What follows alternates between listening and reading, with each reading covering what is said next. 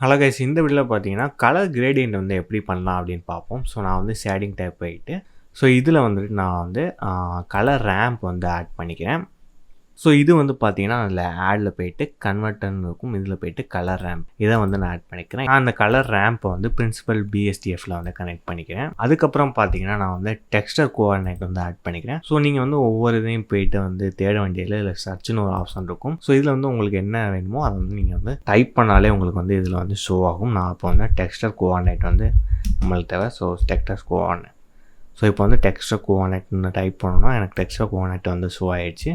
So இதை வந்து நான் வந்து இந்த கலர் ரேம்பில் வந்து கனெக்ட் பண்ணிக்கிறேன்.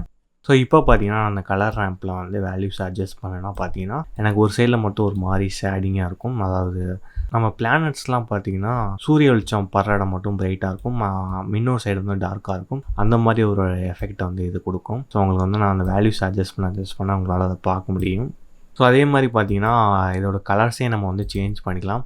ஸோ எனக்கு வந்து ஒயிட் கலருக்கு பதிலாக வேறு கலரையும் நான் வந்து சூஸ் பண்ணிக்கலாம். ஸோ அதே மாதிரி பிளாக் கலருக்கு பதிலையும் நம்ம வந்து வேறு கலர்ஸையும் வந்து நம்ம வந்து சூஸ் பண்ணிக்கலாம். ஸோ இந்த மாதிரி ஒரே ஆப்ஜெக்டில் வந்து நம்ம வந்து 2 டிஃப்ரெண்ட்டான கலர்ஸை வந்து ஒரு ஆப்ஜெக்டில் வந்து கொண்டு வரலாம்.